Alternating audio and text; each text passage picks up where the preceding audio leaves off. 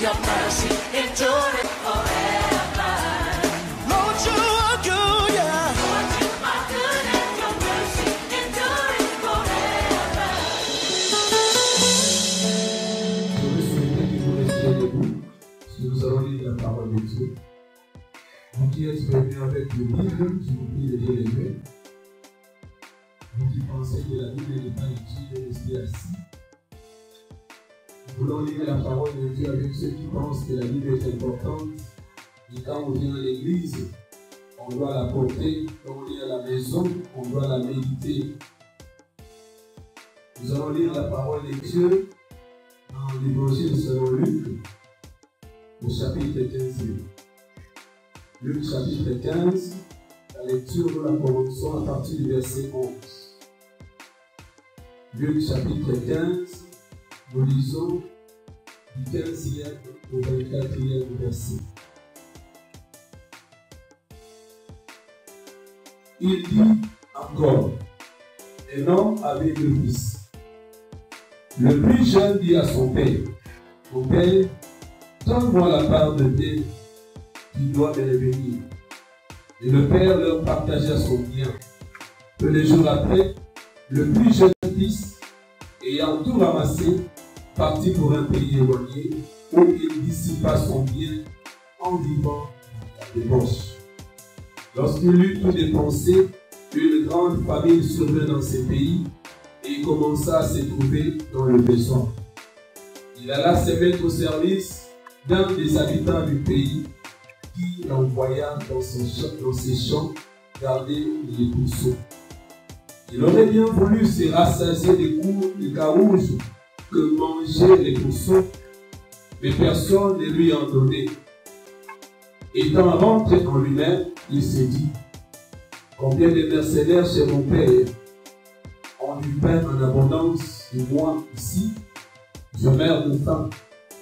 Je me lèverai, j'irai vers mon père et je lui dirai, mon père, j'ai péché contre le ciel et contre toi. Je suis plus digne d'être appelé ton fils. Traite-moi comme l'un des mercenaires. Il se leva et alla vers son père. Comme il était encore loin, son père le vit et fut aimé de compassion. Il courut se jeter à son cou et le baisa. Le fils lui dit, mon père, j'ai péché contre le ciel et contre toi. Je ne suis plus digne d'être appelé ton fils. Le père dit à ses serviteurs, apportez vite la plus belle robe et l'en revêtez. Mettez-lui un anneau au doigt et des souliers aux pieds. Amenez le veau gras et tuez-les. Mangeons et réjouissons-nous, car mon fils, le voici, était mort et il est revenu à la vie. Il était perdu et il est retrouvé. Et il commençait à se réjouir.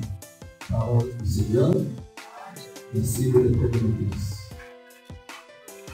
Shalom bien-aimé. Shalom.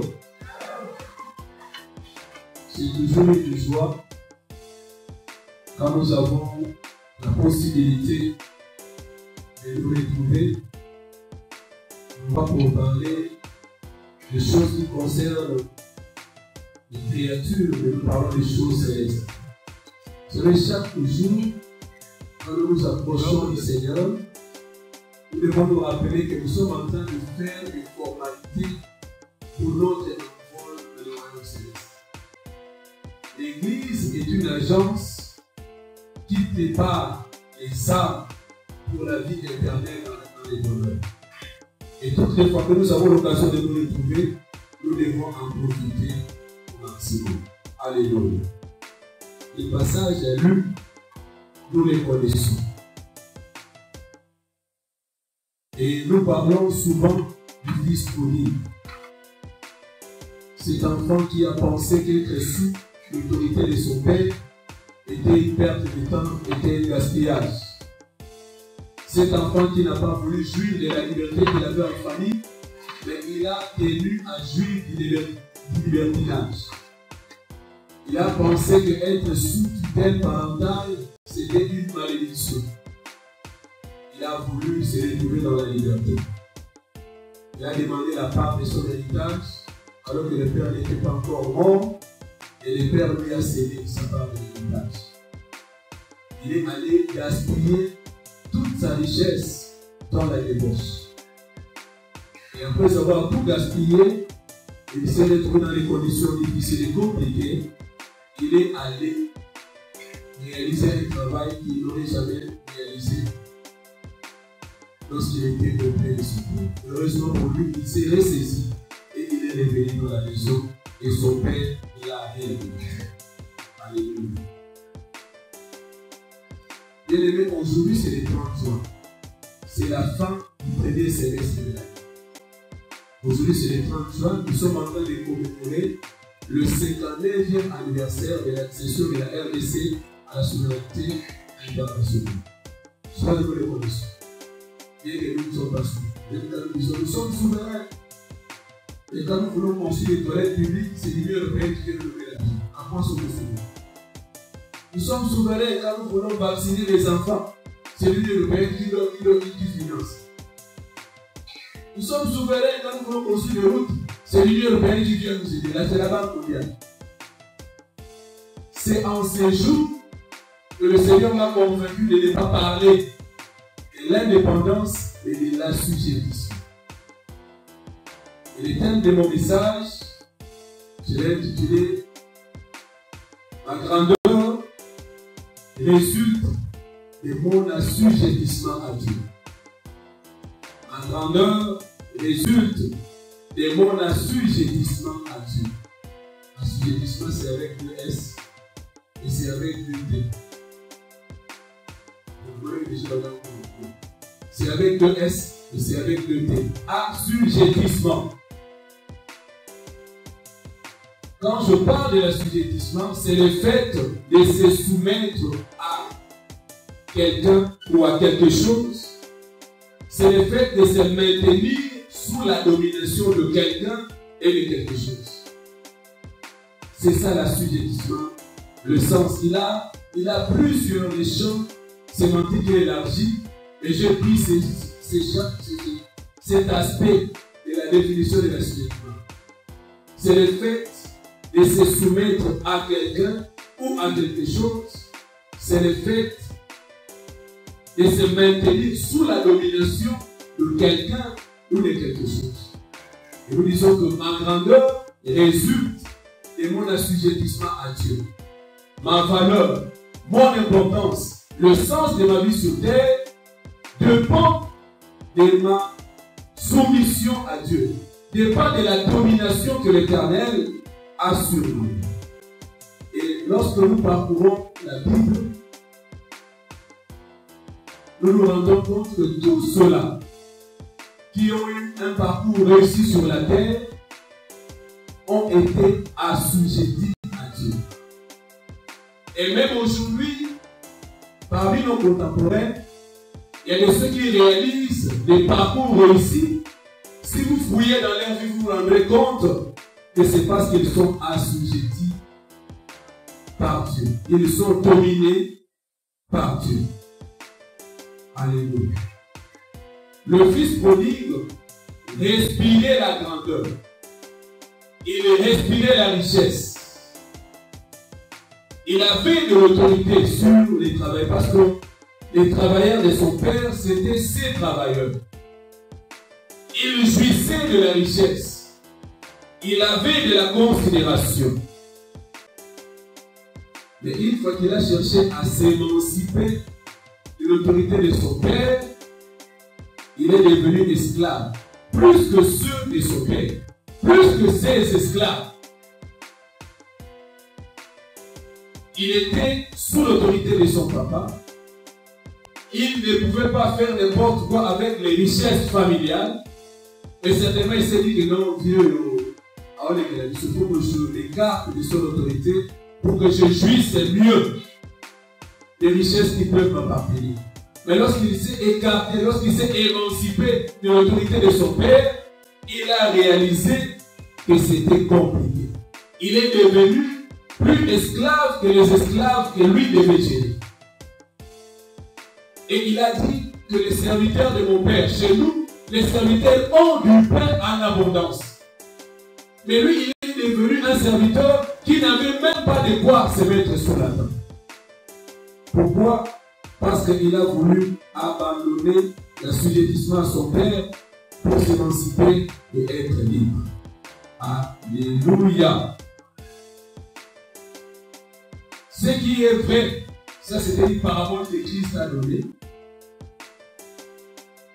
Avant cette parabole, il y en a encore deux, où il fait comprendre l'importance d'une âme perdue. Mais ce matin, je ne vais pas parler sur le pardon, ou même sur une âme qui est perdue, mais je parle de l'assujettissement, de la domination des dieux sur nous, qui nous rend grand, qui nous rend important, qui donne un sens à nos vies et de la valeur à notre personne. L'assujettissement à Dieu se manifeste de plusieurs manières. Et ce matin, je vais mettre l'accent sur un des aspects qui caractérise l'assujettissement de Dieu sur nous. Et je vais parler de la prière. L'assujettissement à Dieu se manifeste de plusieurs manières. Quelqu'un qui est dominé par Dieu, quelqu'un qui est conduit par Dieu, quelqu'un qui obéit à Dieu a certaines caractéristiques dans sa vie. Quand on le regarde, quand on l'observe, on sait déceler qu'il est réellement soumis à Dieu. Et parmi ces caractéristiques, il y a la prière. Quelqu'un qui est dominé par Dieu a une vie de prière différente de celle des autres. La prière qui est un dialogue que nous réalisons de manière permanente avec notre Père. Je ne peux pas être sous l'autorité de mon papa, jouir de tous les liens qu'il me donne, alors que je ne parle pas avec mon Père. Comme disent les Guinois, on appelle les gens à l'âme. On appelle orange. Je ne parle pas avec mon Père. Je n'ai pas besoin de m'adresser à lui. Et puis je vais jouir de ses biens. Ça n'existe pas. Tous ceux qui sont dépendants des autres, je prends l'exemple de nos familles, ont besoin d'un dialogue permanent avec ceux qui sont censés les conduire. Les enfants sont obligés de maintenir un dialogue permanent avec les parents. Parce que pour manger, il faut que les parents sortent l'argent. Pour les transports, pour aller à l'école, il faut que les parents sortent l'argent. Pour les feux scolaires, l'académie, il faut que les parents sortent l'argent. Pour aller à vacances quelque part, il faut que les parents déboursent l'argent. Quand l'enfant tombe malade, c'est les parents qui interviennent. Donc l'enfant est obligé à demeurer sous l'autorité de ses parents.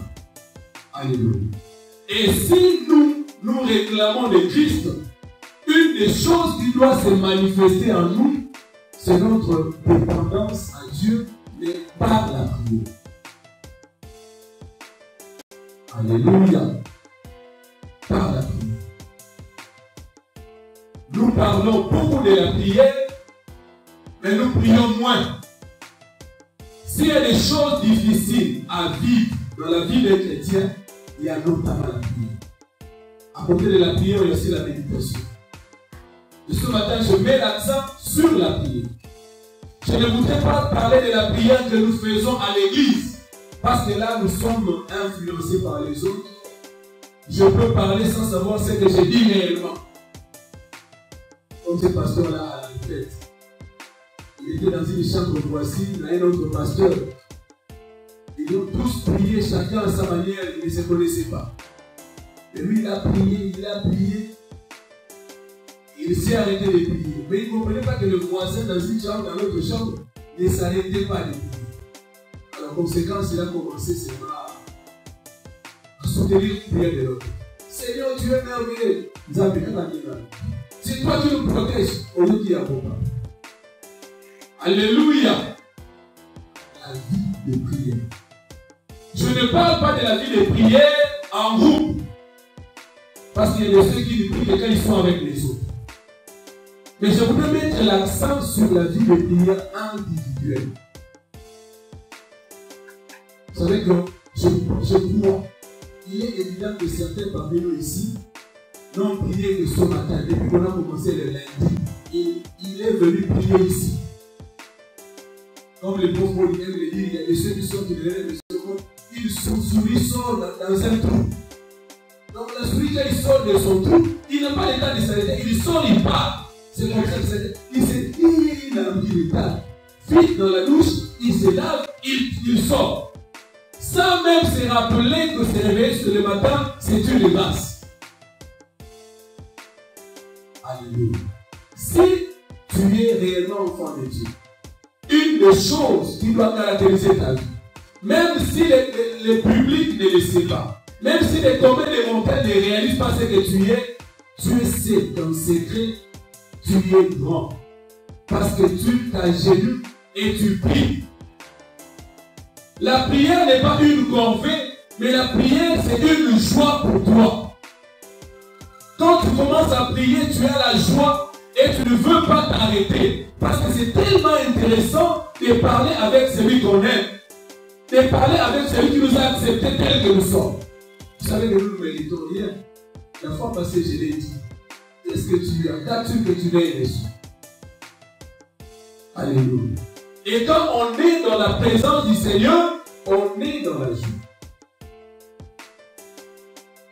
Nous étions à la CPK, on avait parlé du mariage. Le pasteur était en train de décrire l'amour. Il dit deux personnes qui s'aiment, quand ils se rencontrent, ils oublient qu'on existe. Et il était en train de donner l'exemple, il est venu de la ville. Ce jour-là, il devait y avoir, il y avait une situation compliquée, la ville était en émoi et tout. Le pasteur est rentré vite chez lui à la maison, et il a trouvé une fille et un garçon sous un arbre à l'église, alors que tout le monde fouillait, mais elle était calme en train de poser. Il s'est regardé, lui sur le dessous, bon. Il est passé à se dire, mais vous ne savez pas ce qui se passe. Non, c'est bien. Parce qu'ils avaient la joie des conseils. Ils n'ont pas voulu tenir compte de ce qui se passe dans la vie. Moi, je connais des gens, des fiancés, qui se sont mouillés. La pluie les a mouillés. Il est allé accompagner la fiancée. Ils arrivent chez la fiancée accompagne le fiancé. Le fiancé accompagne la fiancée. Il s'est mis à pleuvoir. Ils sont sous la pluie, ils ne se rendent pas compte qu'il pleut. La seule stratégie, c'est de sachet dans la poche. Ils n'ont protégé que le téléphone. Parce qu'on a la joie de demeurer avec quelqu'un qu'on aime. Même si on va répéter les mêmes paroles, mais quand on voit la personne qu'on aime, on aime rester avec elle. Alléluia. Peux-tu me dire que tu aimes Dieu? Regarde ta manière de t'approcher de lui. Combien de temps prends-tu dans la prière? Bien que la quantité de temps ne définit pas réellement notre intimité avec Dieu. Mais quand tu t'approches de Dieu, quel est l'état de ton cœur? Et même les gens, quand vous mettez à prier, il n'est pas bon de l'envoyer à ta part. Parce qu'il n'est pas disposé à passer du temps avec son papa. S'il est réellement notre Père, notre dépendance à lui doit se manifester par la manière dont nous dialoguons avec lui. Bien-aimés, ceux qui prient de tout leur cœur, ceux qui engagent dans la prière leur corps, leur âme et leur esprit, et vous comprenez que quand je parle de la prière, je ne parle pas de la prière de n'importe qui. Parce que même quand nous allons faire l'évangélisation porte à porte, tu abordes quelqu'un, ce que je vais partager avec toi la parole, et j'ai dit, vous savez la parole à la côté. Je ne parle pas de cette prière. Je parle de ceux qui sont justes. Parce que dans la semaine de prière, au milieu de la retraite, nous avions vu que la prière fervente du juste a une grande efficacité. Je parle des justes qui s'agenouillent dans la prière. Je parle des justes qui s'enferment dans la prière et qui cherchent la face de leur Père. Donc si tu n'as pas juste, ce que j'ai dit ici ne te concerne pas. Il faut que tu deviennes d'abord juste, que tu vives dans la crainte de Dieu avant d'expérimenter et de comprendre ce que je vais dire. La prière, c'est l'âme de ceux qui sont conscients de leur faiblesse. La prière est l'âme de ceux qui sont conscients de leur faiblesse. Ils sont conscients de leur fragilité. La prière, c'est l'arme de ceux qui se savent insuffisants. Ils sont conscients de leur insuffisance. La prière, c'est l'arme de ceux qui sont conscients de leur incapacité, de leurs limites.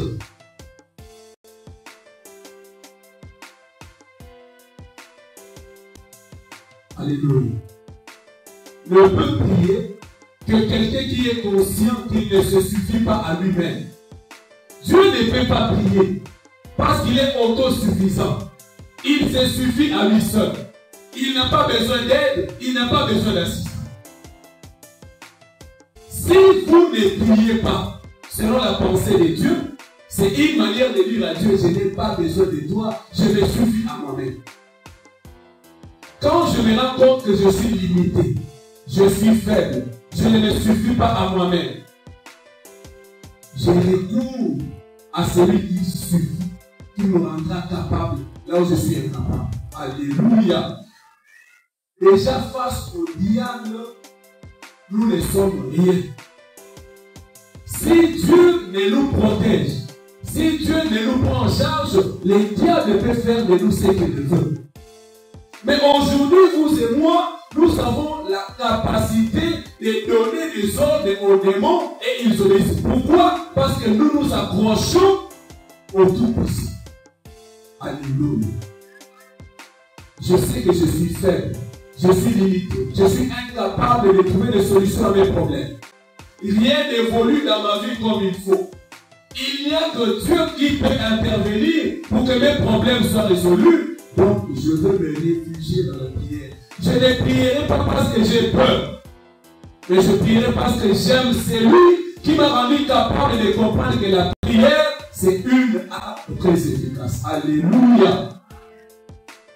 Je ne serai peut-être pas député national ou sénateur.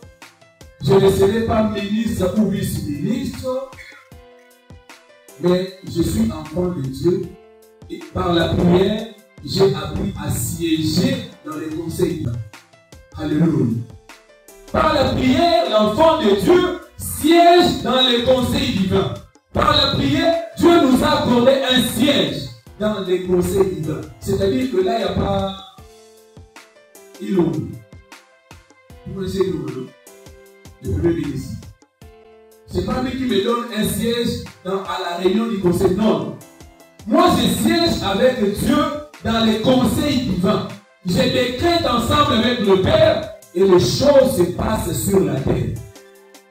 Bien aimé, par la prière, nous sommes capables de changer les choses dans notre pays. Par la prière, nous sommes capables de changer les situations dans nos familles. Lorsque nous pleurons, rien ne change. Mais lorsque nous nous mettons à genoux dans la prière et nous prions de tout notre cœur, rien ne restera intact. Il y a des choses, les lignes vont bouger. Ceux qui prient comprennent ce que je suis en train de dire. Mais celui qui ne prie pas ne comprendra jamais ce que je suis en train de dire. Par la prière, il y a des choses qui étaient impossibles qui deviendront possibles. Alléluia. Je me rappelle d'une jeune dame, une jeune fille qui se préparait pour le mariage avec son fiancé. Alors qu'ils se sentaient incapables, ils ont multiplié des moments de prière. Et pendant ce moment de prière, Dieu va révéler que cette fille-là ne pouvait jamais mettre au monde. Que la famille s'était organisée pour qu'elle ne se mette jamais au monde. Une chose qui a essayé de bousculer est la fiancée et le fiancé. Mais l'Éternel a dit, je sais ce que je vais faire, continue à prier. Quelques mois avant le mariage, l'Éternel dira, j'ai décanté la situation.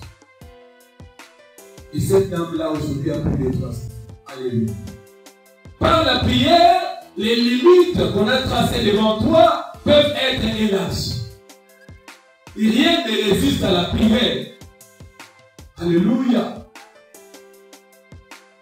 La prière ressuscite les morts. La prière apporte la guérison même aux maladies appelées incurables. Vous connaissez le frère Clément Kassita, une fille qui est chez nous ici. Clément Kassita est guéri de l'asthme depuis qu'on était à l'origine par la prière. C'est après quelques mois après que nous étions rendus compte que Clément était guéri. Parce que pendant la saison 16, comme maintenant, au haut, à l'origine, il fait très froid. Il avait le polo, la chemise, le débardeur et puis la veste. S'il ne fait pas ça, ça va chauffer. Mais certainement nous sommes.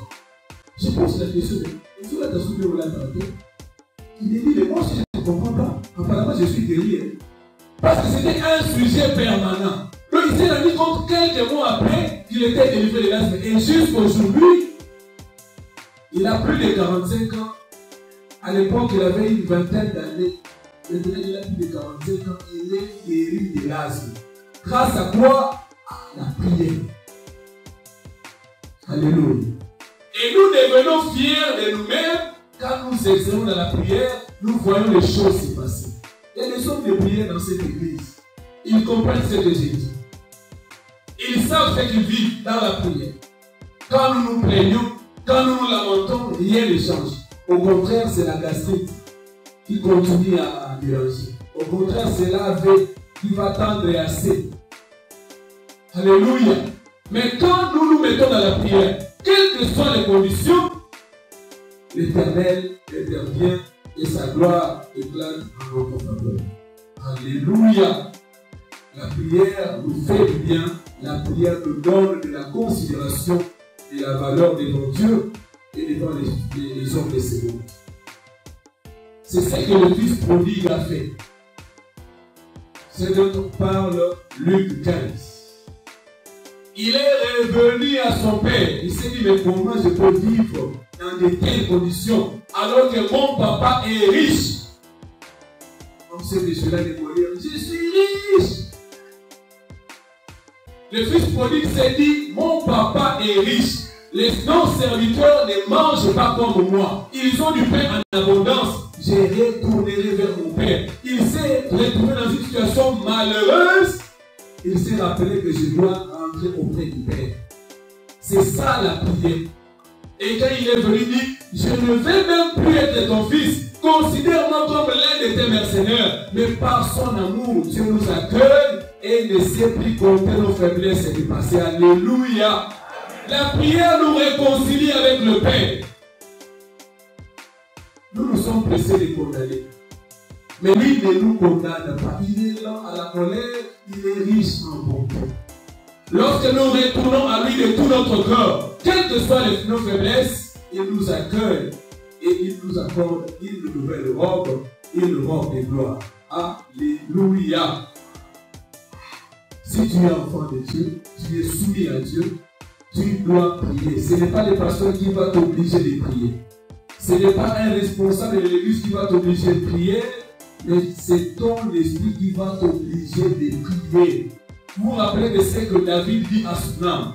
Mon âme, bénis l'Éternel. Il donne l'ordre à son âme de bénir l'Éternel. Ton âme te dira, tu n'as pas encore prié. Prie ton Père. Tu ne seras pas à l'aise lorsque tu n'auras pas encore prié dans la journée. Alléluia. Que le Seigneur t'aide également à comprendre que lorsque tu es soumis à Dieu, lorsque tu es assujetti à Dieu, tu dois le manifester notamment par la prière. Quand on est soumis à Dieu, il y a plusieurs choses qui se manifestent dans notre vie. Mais ce matin, je mets l'accent sur la prière. Nous sommes en train de clôturer les premiers semestres de l'année. Nous avons passé des moments de prière, des moments de prière. Tu écoutes la parole de Dieu pratiquement chaque semaine. Il est possible que certaines choses n'ont pas encore changé. Mais le Seigneur te recommande de ne pas te lasser de prier. Je donnerai un témoignage soit au mois de mars ou au mois de février l'année prochaine. Parce que nous avons rencontré, ce n'est pas bon. Dans cette groupe d'élèves, on a rencontré une situation où nous sommes mis à prier. Bientôt c'est la 4e année. Nous sommes en train de voir comment Dieu est en train d'agir. Ça, je vais témoigner. Alléluia. Parce que quand nous prions, le Seigneur agit. Ce matin, je ne suis pas venu parler de moi. Moi, j'ai plusieurs témoignages de la prière. Et j'aimerais que notre attention soit focalisée sur le Maître. Quelqu'un qui comprend que la prière s'adresse à Dieu ne va pas s'attacher au pasteur parce que c'est grâce à la prière du pasteur qu'il a trouvé la solution. Mais il va s'attacher au maître. Ce n'est pas le pasteur qui bénit. Dieu passe par les pasteurs pour bénir. Mais lorsque nous espérons à Dieu, il opère réellement. Alléluia. Lorsque je comprends que c'est Dieu qui est capable de changer les situations dans ma vie, je ne vais pas courir d'une église à une autre. J'ai toujours dit, depuis qu'on était à l'aumônerie jusqu'à aujourd'hui, ça fait plus de 30 ans, je connais des sœurs qui ont quitté la Bessie parce que les mariages n'arrivaient pas. Celles qui étaient restées se sont mariées, elles qui étaient parties dans cette église-là, je ne souviens rien. Elles vieillissent même. Le mariage n'est pas dans une église, la bénédiction n'est pas dans une communauté, c'est en Christ. Et quand tu sens que ça traîne, priez. Christ dit, le Seigneur dit que nous puissions le déranger. Luc 18, le juge inique et la veuve. Il faut importuner Dieu. Il faut déranger Dieu. À temps comme à contre-temps. La prière est tellement intéressante qu'on peut prier dans n'importe quelle condition et à n'importe quel endroit. Je peux être en train de prêcher et du fond de mon cœur, je prie. Je peux être en train de causer et du fond de mon cœur, je prie. Je peux être en train de manger du fond de mon cœur, je prie. Je peux être en train d'enseigner et du fond de mon cœur, je prie. Personne ne va m'empêcher de prier. Mais on va m'empêcher d'entrer au palais du peuple. Quand tu viens de prier, le système parlementaire est bien. Tu travailles ici, rien. Tu n'entres pas. La prière, personne ne va m'empêcher de siéger dans les conseils divins et je décrète avec mon Père. Alléluia. Aujourd'hui, nous terminons le premier semestre. Les choses ont bien évolué dans ta vie, dans ta famille. Gloire à Dieu. Mais s'il y a des choses qui n'ont pas bien évolué, qui continuent à porter des pincements dans nos cœurs, le Seigneur dit, jetez-vous dans la prière. Ne vous lassez pas. Ne doutez pas. Ne vous découragez pas. Si vous êtes dépendant de Dieu, il faut continuer à prier. Alléluia. Puisque le panier continue à circuler. Si lui a été guéri hier, peut-être qu'il serait guéri après 2 mois. Ça dépend du plan de Dieu. Alléluia. Quels sont les bénéfices? Quels sont les avantages lorsque je me mets à prier de tout mon cœur? Le premier bénéfice, c'est que je vais développer mon intimité avec Dieu. Je vais développer mon intimité avec Dieu. Exode 33, verset 11 nous dit, Moïse parlait avec Dieu comme un homme parle avec son ami. Moïse parlait avec Dieu comme un homme parle avec son ami. Et quand nous lisons dans Jean 15, j'aime beaucoup ce passage qui me donne la joie de prier. Jean 15 à partir du 14e, je vais lire 14e et 15e verset. Vous êtes mes amis si vous faites ce que je vous commande. Je ne vous appelle plus serviteur, parce que le serviteur ne sait pas ce que fait son maître. Et je vous ai appelé ami parce que je vous ai fait connaître tout ce que j'ai appris de mon Père. Alléluia. Mon intimité avec Dieu sera développée. Et le Seigneur me fera du bien. Vous savez, quand je suis intime à un homme au placé sur la terre, même s'il me donne le lien, mais le simple fait que les gens savent que j'ai une connaissance, j'ai des relations avec la personne, il faut savoir le faux droit. Il faut rouler à Kinshasa et venir les animaux et les dire, toi tu me connais, tu fais déjà peine. Parce qu'il a une connaissance, il va appeler, il est fier. Mais je dois être fier d'être intime à mon Père. Fier. Quand je me rappelle, c'est vrai que dans ce temps, je suis enfant, je suis fier. Attends la scène de l'État, je suis fier de moi. Je suis fier d'être connu de ce papa-là. Et quand il m'appelle par mon nom, mon cœur déborde de joie. Est-ce que Dieu t'a déjà appelé par ton nom? Alléluia. Dieu t'a dit déjà appelé par ton nom. Est-ce que tu es un intime de Dieu? Es-tu une intime de Dieu? Ça fait de la joie de réaliser que Dieu te connaît et il t'appelle par ton nom. Ça ne vient pas par hasard. Il faut cultiver une intimité avec Dieu. Quand je dis je cultive une intimité avec Dieu, je les connaîtrai davantage. Alléluia. Et quand je cultive une intimité avec Dieu, je m'éloigne de plus en plus des choses de ce monde. Alléluia. Mon intimité avec Dieu sera développée. Le deuxième bénéfice, je bénéficierai de révélation du plan de Dieu. Et pour ma vie, et pour ma famille, et pour mon église, et pour mon pays. Quand je passe du temps dans la prière de tout mon cœur, le Seigneur peut. Je n'ai pas dit que le Seigneur doit. Parce que les gens sont dans qui retraite, ils savent l'obéir. On me dit, je suis allé prier. Il ne peut ou ne pas me parler. Le Seigneur peut me révéler son plan pour ma vie, pour ma famille, pour mon église, pour mon pays. Dieu parle bien de nous. Il donne des orientations, il donne des directives à ceux qui savent chercher sa face. Alléluia. Vous connaissez Jérémie 33, non? Invoque-moi, je te répondrai, je t'annoncerai des choses cachées que Dieu ne connaît pas. Même Jérémie 29, 11. Le plan de Dieu est comment? Un plan de paix. Alléluia. Afin de nous donner de l'avenir et de l'espérance. La Bible est d'abord déjà c'est une révélation parfaite. Mais quand nous nous mettons à prier, le Seigneur nous révèle encore des choses. C'est comme ça que vous voyez certaines personnes commencer leur projet sans tâtonner. Vous avez mené études immobilières, études du marché, vous lui dites que ça ne va pas marcher. Non, moi je vais réussir. Il sait ce qu'ils se sont dit avec son père. Le père a dit, tu vas passer par ici. Toi tu lui dis, personne n'est jamais possible. Il dit oui, tu seras la première personne à passer par là. Tu passes, les gens vont se donner à l'équipe de oui. Parce que mon père a dit, je passerai par là. Il m'a révélé que je passerai par là. C'est comme ça que certains parents connaissent la destinée de leurs enfants. Nous tous nous voulons que nos enfants deviennent ingénieurs, médecins, économistes, juristes. Mais un parent qui a reçu la révélation de la destinée de son enfant, quand l'enfant dit, moi je serai médecin, le papa l'encourage, parce qu'il sait ce qu'ils se sont dit avec le père. Connais-tu l'avenir de tes enfants? Tu les connaîtras si tu te mets à prier Dieu.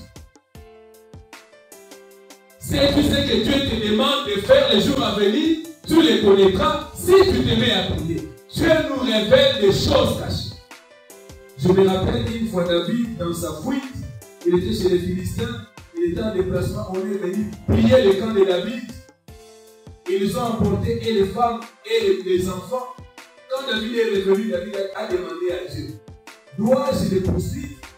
Est-ce que si je les poursuis, je vais faire? Dieu dit, vas-y, avant de s'engager dans une chose, référez-vous à Dieu. Même s'il n'y a pas de vision, il n'y a pas de prophétie, Dieu dépose des fois des convictions dans nos cœurs qui nous poussent à être les buts. Alléluia. Quand je suis intime à Dieu, je reconnaîtrai la manière dont il me parle. Il ne me parlait pas comme il me parle. Non. Moi, je sais comment Dieu me parle.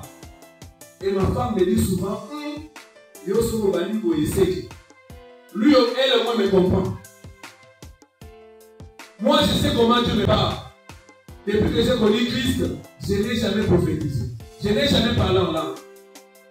Parce que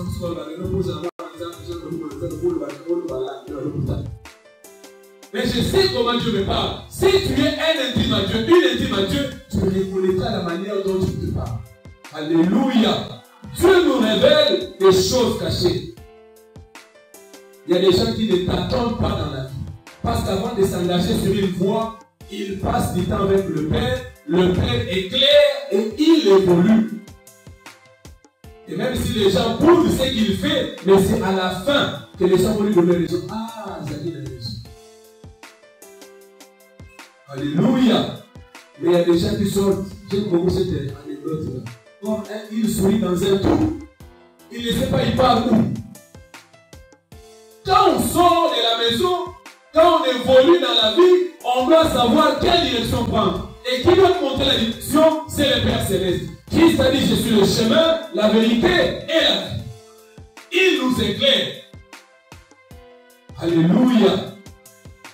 Le troisième bénéfice, je bénéficie de la paix du cœur, de la joie et de la quiétude. Je suis un intime à Dieu. Dieu me révèle ses plans. C'est la paix qui va inonder mon cœur. La joie, la quiétude. Nous avions lu ici pendant la semaine de prière dans Jean 14, 27. Christ a dit, je vous laisse la paix. Je vous donne ma paix, non pas comme le monde la donne. Quand le monde donne la paix, quand nous avons du travail, quand nous nous marions, quand nous réussissons à l'université. Mais la paix de Dieu ne dépend pas de toutes ces choses-là. Je peux traverser des moments difficiles, mais j'ai la paix, j'ai la joie, parce que je sais en qui j'écris et qu'est-ce que lui me dit. Alléluia. Les gens qui prient sincèrement, ils peuvent être bousculés pendant un temps, mais ils se ressaisissent rapidement et ils continuent leur marche. Moi,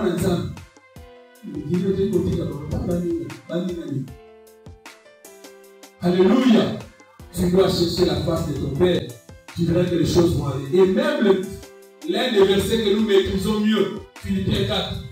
Quand nous prions, on nous recommande de ne pas nous inquiéter. N'est-ce pas? Et quand nous prions, qu'est-ce que Dieu fait en premier lieu? On dit, et la paix de Dieu, qui surpasse toute intelligence, gardera vos corps et vos pensées en Jésus. Je n'ai pas encore la solution à mon problème, mais parce que je suis son esprit, la paix qu'il me donne, l'argent ne me l'apportera jamais. Le mariage ne me l'accordera jamais. Les diplômes ne m'apporteront jamais cette paix-là. La paix, la joie, la quiétude, les bonheurs. Quatrième bénéfice, le contentement. Le contentement. Je veux me contenter de ce que je suis. Je veux me contenter de ce que j'ai. Je suis un intime à Dieu. Je crois que c'est Dieu qui a permis que ma vie soit ainsi. Je ne veux pas envier les autres. Je ne veux pas appliquer des méthodes orthodoxes pour accéder à ce que les autres possèdent. Je veux me contenter. Hébreux 13, verset 5. Ne vous livrez pas à l'amour de l'argent. Contentez-vous de ce que vous avez, car Dieu lui-même a dit, je ne te délaisserai point et je ne t'abandonnerai point. C'est donc avec assurance que nous pouvons dire, le Seigneur est mon aide, je ne craindrai rien. Deux premiers frères et non. Souvenez-vous de vos conducteurs, qui vous ont annoncé la parole de Dieu. Considérez quelle a été la fin de leur vie et imitez leur foi. Jésus-Christ est le même, hier, aujourd'hui et éternellement. Ne vous laissez pas entraîner par des doctrines diverses étrangères, car il est bon que le cœur soit affermi par la grâce et non par des aliments qui n'ont servi de rien à ceux qui s'y sont attachés. Alléluia. Je veux me contenter de mon église. Comme je le disais le mercredi passé, pasteur répond, plusieurs personnes ont plusieurs pasteurs. Les pasteurs de ton église ne suffisent pas. Tu as des gens qui viennent prier chez toi à la maison, les pasteurs n'aiment pas être formés. Et vous connaissez un pasteur. Comme je l'ai dit le mercredi, une seule fréquentait une prophétesse quelque part en Chine. Mais elle est venue vite au milieu de jour où on voulait la laver. Tu as fait combien là-bas, combien de mois? Tu vas passer plus ou moins 6 mois.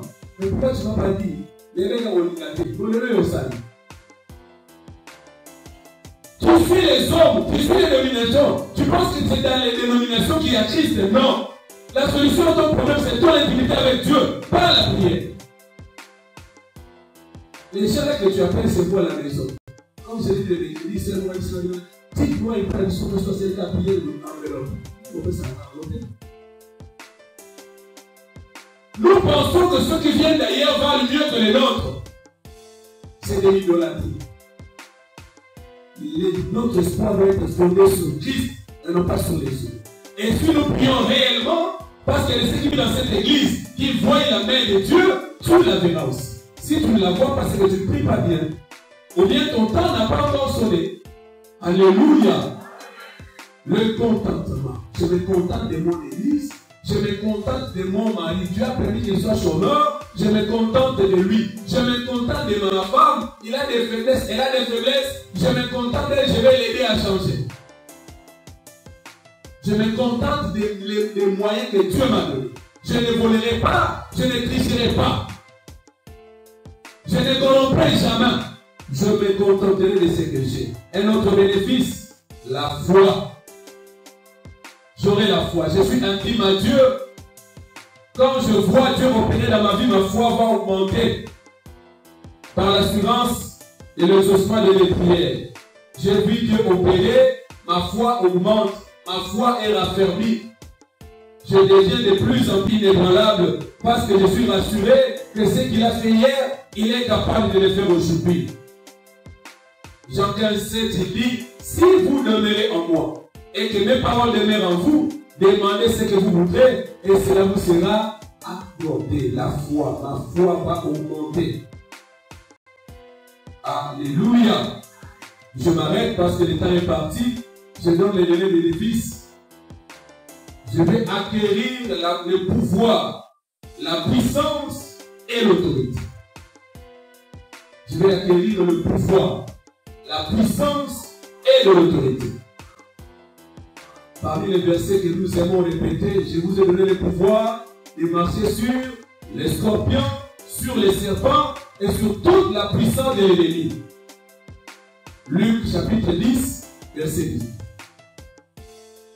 Il n'y a que les intimes de Dieu qui ont le pouvoir. Il n'y a que les intimes de Dieu qui ont la puissance. Il n'y a que les intimes de Dieu qui ont de l'autorité sur les visibles et sur ce qui est invisible. Alléluia. Bien-aimé, bref, lorsque je suis un intime à Dieu, notamment par la prière, je vais accéder à la grandeur. Dieu me donnera de la considération. Et cela peut se répercuter sur la manière dont les gens me traitent et me considèrent. Alléluia. Et puisque le diable connaît toutes ces vérités, voilà pourquoi il t'empêche de prier. Ne pas prier, c'est anormal pour un enfant de Dieu. Passer un jour sans prier, c'est une maladie pour un enfant de Dieu. Et c'est le diable qui te pousse à ne jamais prier. Mais à regarder 3 matchs de la Coupe d'Afrique par jour, 3 matchs.